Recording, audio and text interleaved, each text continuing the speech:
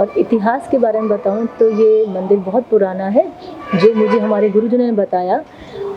ये जो डेयरी पहले से थी, शिवजी थे, स्वयंभू शिवलिंग है तो वो पहले से ही थे, बाकी कुछ नहीं था, सब पेड़ और ऐसे झाड़ थे बस यहाँ पर। पछी लालदास जी महाराज जो हमारे बड़े गुरु रहे हैं, वो खीरसरा रहते थे, वो वहाँ से यहाँ राजकोट खरीदारी करने आते थे।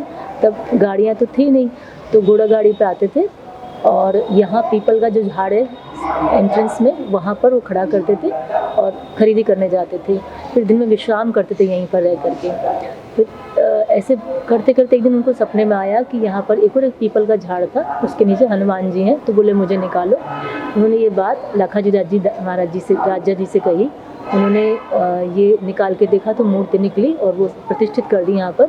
तो हनुमान जी हो गए और शिवलिंग यहाँ पर थे, वो ये जगह उन्होंने उनको दे दी, वो यहीं रहे सेवा पूजा करके। उसके बाद लक्ष्मण दास जी महाराज हैं, उनके शिष्य, उन्होंने वो बरसों यहीं पर रहे और ये जो धुनी यहाँ पर है, कागज में रह के सेवा पूजा करते थे। जब 47 पार्टीशन हुआ तब कुछ भक्त लोग वहाँ से जब आए तो छोटे राम जी की पूरी पंचायत है और लक्ष्मी नारायण भगवान है और डाकोर जी की मूर्ति पाकिस्तान से आई, तो उन्होंने यहाँ पर इसकी प्रतिष्ठा कर दी और मंदिर का जीर्णोद्धार फिर से हुआ उस टाइम पर। फिर 66 में उनकी तबीयत बहुत ज़्यादा ख़राब हो गई, तब उनको शिवजी में से दिव्य पुरुष का दर्शन हुआ और उनसे कहा कि ये बात है 1 मई 1966 की, और उनसे कहा कि आप काशी जाके प्राण छोड़िए। और एग्जैक्ट 8 दिन बाद उन्होंने अपने प्राण काशी में छोड़े। उनको ले जाने के लिए हमारे गुरुजी, तब तो ट्रेन चला करती थी, वो और कुछ भक्त उनको काशी ले गए। बड़ी मुश्किलों से गई वहाँ पर और वहाँ एग्जैक्ट टाइम पर उन्होंने प्राण छोड़ दिए। उसके बाद हमारे गुरुजी ने 66 में इसको संभाला मंदिर को, और जो आज जो रूपरेखा है, नए गणपति मंदिर का स्थापना हुआ, राधा कृष्ण मंदिर बना और अम्बा जी गायत्री हैं, और जो राम पंचायत और जो लक्ष्मी नारायण है, इसकी नई मूर्ति की स्थापना फिर वापस से करी उन्होंने। तो बड़े मूर्ति भी हैं, छोटी मूर्ति भी वो रखी इनको यहाँ पर से। तो ये इसका इतिहास रहा है। और उन्होंने हॉल बनवाया, मतलब पूरी जो आज जो ग्रुप है उनके बनाई हुई है, और वो बहुत लर्नेड पर्सन रहे थे, BHU के पढ़े स्टूडेंट्स थे से।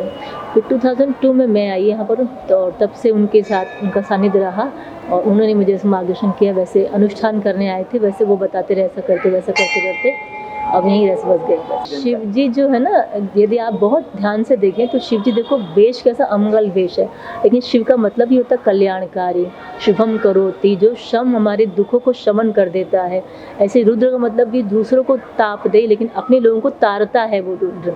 तो शिव जी की पूजा करने से हम लोगों का मन शुद्ध होता है, चित्त शुद्धि मिलती है और परमात्मा की प्राप्ति शीघ्र होती है, क्योंकि भोलेनाथ हैं, सबसे जल्दी प्रसन्न होते हैं, ज़्यादा प्रसन्न। और दूसरी बात, देवता भी जितना मानते हैं, असुर भी उतना ही मानते हैं। ऐसे देवता, ऐसे भगवान बहुत कम होंगे जिनसे सभी लोग प्रसन्न रह सकें, सब लोग जिनकी आराधना करते हैं। और देखिए, जो जब विष शब्द मंथन हुआ तो जो विष निकला, कोई लेने को तैयार नहीं था, तब इन्होंने अपने गले में इसको धारण किया। तो इतना बड़ा त्याग कोई कर सकता है अपने पे, तो ये तो उदाहरण है समाज के लिए। और उसके बाद सब लोगों ने कहा, देवताओं ने कहा कि इन पे पानी डालिए तो इनको थोड़ी तृप्ति मिलेगी, शांति मिलेगी, क्योंकि बहुत जल रहा था उनका शरीर। तो तब से जल अभिषेक करना शुरू हुआ। तो सभी लोग सावन में ज़्यादा जल, तो प्रकृति पूरी जल अभिषेक करती है उनके, पूरी प्रकृति जल देती है, वर्षा ऋतु होती है इसलिए। तो सावन में इसका अनेक महत्व होता है। तो शिव जी की पूजा करिए और मन को शुद्ध करिए, चित्त शांत रहिए बस।